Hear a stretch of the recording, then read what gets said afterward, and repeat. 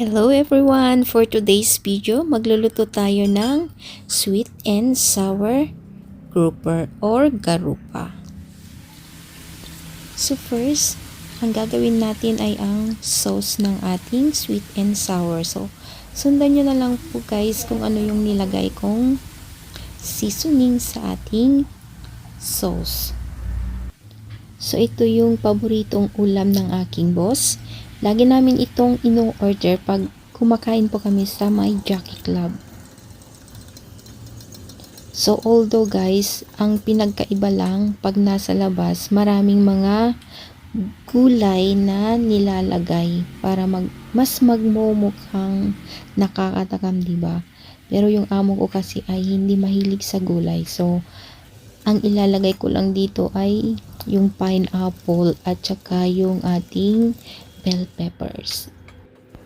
Second ay ang ating breading. So, ito guys yung mga nilagay ko para maging crunchy po ang ating sweet and sour fish.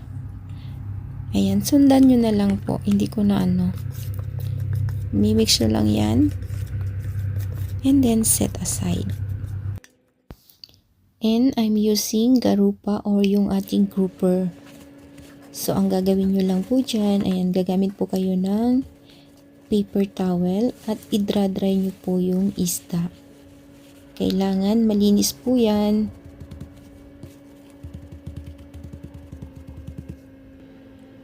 And then, slice nyo lang yan. Pang-design lang po yan mamaya yung sa isda. Kesa naman yung iprito nyo lang.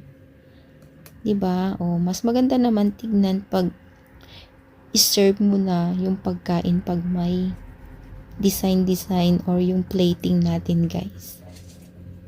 Feeling chef lang. So, ayan. Pag na-slice nyo na yan, i-coat na natin ito.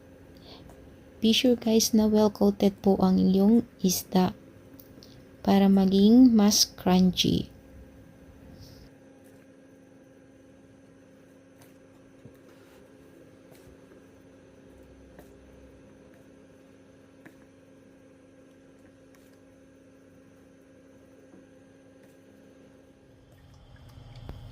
Ayan, magpainit na po tayo ng mantika at i-deep fry natin. So, hindi ko dinamihan po yung mantika kasi sayang po kasi.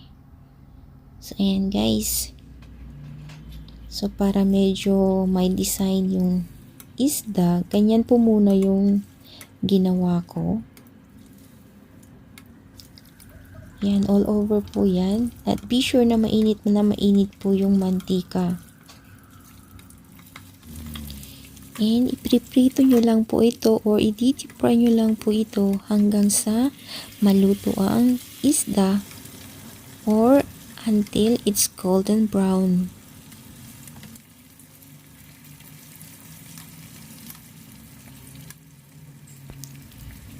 So, supposed to be guys, dapat maraming mantika kaso sayang po kasi kaya konti lang. And pag medyo golden brown na or luto na ang ating isda, take it out and set aside.